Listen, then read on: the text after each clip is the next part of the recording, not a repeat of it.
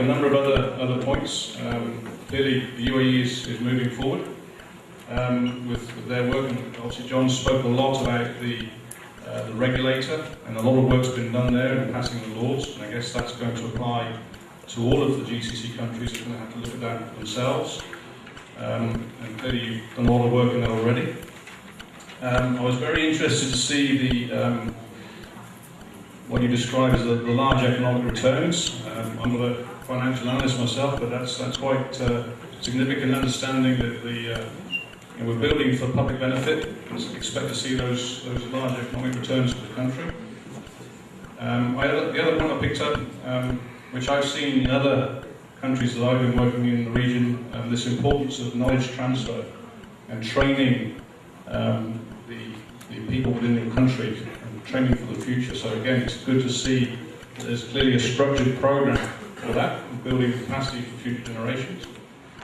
And I did pick up the last point that there's still some work to do on the institutional development to make sure this all works across the GCC. So clearly there's still some work in progress. So thank you, John. Our next speaker is a lady called Connie Crawford. She is Senior Vice President at Louis Berger. She has over 30 years of public and private sector experience in management, design and construction of major transport programs. She served as the Chief Engineer for MTA New York City Transit, as she was responsible for a $2.25 billion annual capital program for subway and bus infrastructure. Previously, as Chief Engineer for the New York City Department of Transport, she managed planning, design, construction and maintenance of the city bridges and tunnels. At Louis Berger, Ms. Crawford is responsible for the rail and transit market sector worldwide, and has direct involvement in projects in the United States and the Middle East. She holds a master's and bachelor's degrees in engineering from Princeton University, and she has also taught graduate school. She's a licensed professional engineer and active in professional organisations such as the American Public Transportation. I'd like to hand you over to Connie Crawford. Thank you.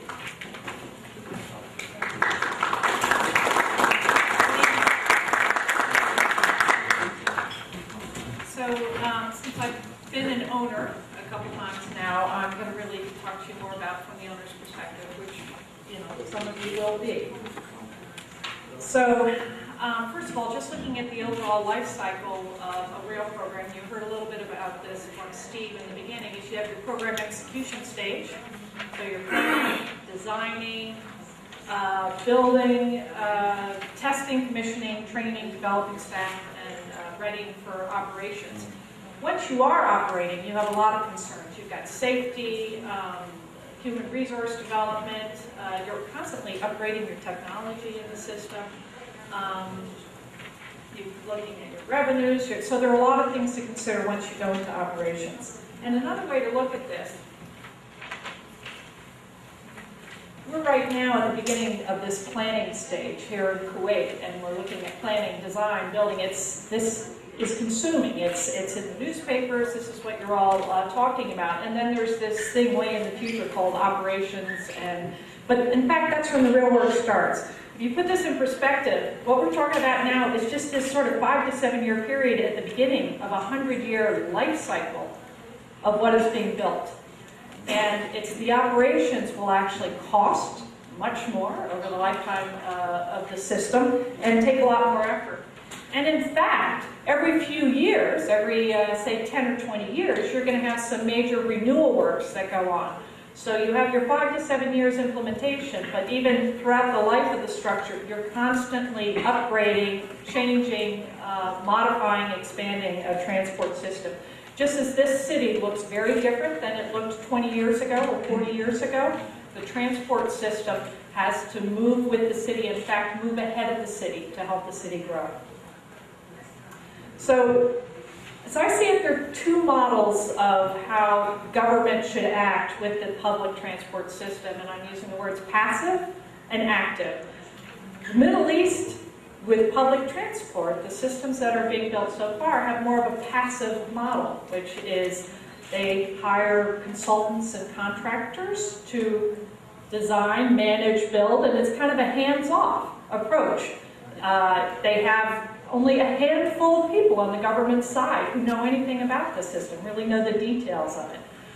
An active model, the government sets the goals, and the government does engage consultants who work with the government, help the government develop the staff so the government knows everything about the system, and the government then actively manages the implementation, actively manages operations and maintenance. The older systems, I mean, most of the transit systems in the world operate this way, that what I would call mature transit systems. They actually operate the trains themselves. They hire the employees who operate the trains, or they might contract out that service or some of the work or some of the maintenance, but it's much more hands-on in most systems around the world. So the passive approach, some of the advantages, it does definitely minimize government staffing. You just hire everything out. Everything is contracted out. You have some local examples. You don't have many examples around the rest of the world, though. It really is kind of a Middle East thing. You have roles for you. We're all sitting up here ready to do that. And you have the illusion, anyway, that the risk and accountability is handed off to these consultants. But in fact, on the disadvantaged side, government never hands it off. In fact, every major city in the world that has public transport, every newspaper will have a full-time reporter dedicated to the public transport system. And all that news, by the way, is typically bad. They're always criticizing the transport system because it's an essential service. If you are passive, you're not building the local capacity. And as I showed you in that earlier model, every 10, 20 years, you need to be upgrading the system, changing the system. If you have to go and hire out every time for that, who's even making the decisions? Who even knows that it's time to do an upgrade or change of the system? You're constantly dependent on these foreign resources. And the more you contract out, the more constrained you are as government in making the decisions that are important for the transport system. Because public transport, as I believe Steve said up front, it is a public benefit. You're going to want to run service in places that say, if you put the operations and everything in the hands of somebody else, they may not care that you want to run service to a new school, that you want to run service at extended hours. It may not be profitable to run at those extended hours, but if that's what the citizens need, if that's what you need to grow the city, you're going to run a service that may not be profitable, but is the smart move to make. It's good for economic development. The active model, which this is the model that's used around the world for most transport systems. And it's also the model that Kuwait uses for all of their other important public infrastructure. Your ports, your airports, your roads, you're actively managing them. It definitely builds local capacity, and let's face it, in 20 years, the Middle East region is going to need a lot of local capacity for rail and transit, because there will be a lot of rail and transit. You'll surpass, parts of Europe, parts of the United States in terms of total kilometers of rail. If it's an active government, then they retain the knowledge. At the end of that implementation period, you have a chief engineer, you have a chief electrical engineer, you have the chief mechanical officer, you have all of these positions. They may have started out as consultants and transfer over to you, or they started out as someone straight out of school, but 10 years from now they know a lot because they've been involved at every stage of building the maintenance facility and seeing what it takes to maintain rail cars. You have the ability, if you're active, as I mentioned before, to adjust the service plan, adjust the routings, adjust the overall program, and figure out what you're upgrading. Gee, we need to add a new station because we want to expand this university. We want to build a new hospital. If you're in control, you can make those decisions. The disadvantages is, well, you're going to need a larger government. Some people think that's bad. And you need to be sure that the key people, when you train someone for 10 years to be your chief mechanical officer, you want to keep them. You don't want to lose these people. You're making an investment in developing this local resource. And then as you're more active, you really are the one who's making the decisions on how you're awarding contracts and stuff. So that's, it's a responsibility. During implementation, design and construction, Steve had a similar slide. You have various players. This is really just looking through. So the key players, the government is establishing the program requirements, sets the goals, and then whether you're weak or active or passive, depends on how much your tentacles get down into the other parts of the organization. Typically a program management office, consultant, PMO, because you know what you want for the government is the organization that you need for the long term. But you need 2-3 times that number just during the implementation stage. Hire that out. But the people that you need long term, bring them on and keep them on for the duration.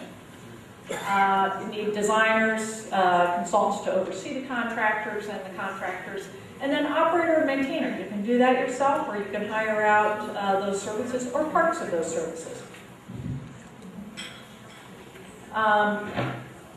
As I just described, your PMO office, who's sort of doubling up and supporting the government, will peak during design and construction, and then as you go into operations, there's a handoff. Staff transfers over or is trained on the government side, PMO disappears, and the government takes over and runs the system. There are a couple implementation package strategies that are being used for transit systems in the Middle East. There are 2 main ways to go.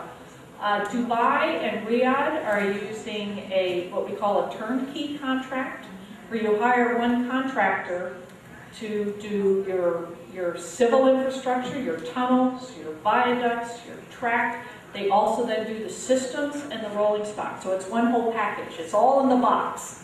You get everything from soup to nuts in one box. And then they hand it over. They get it ready for operation, start the operation, and then they hand over the key. In Doha and Mecca, they've used another approach where they break it up into a lot of smaller contracts. You'll have a tunneling contract. You'll have some viaduct contracts. You'll have a trackboard contract. And then you might have one systems and rolling stock contract, or 2 systems and rolling stock contracts. But it breaks it up into a lot of contracts. The advantage of the turnkey is that you as government don't have to manage those interfaces. And there are interfaces. The track guys, the track contractor has to talk to the viaduct contractor, and the signaling contractor has to talk. They all have to talk to each other.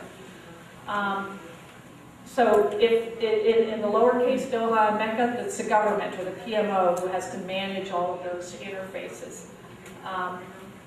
In Dubai and Riyadh, those were all under one umbrella. Now, I can tell you in Riyadh, those contractors aren't necessarily good friends with each other. They fight all over the world.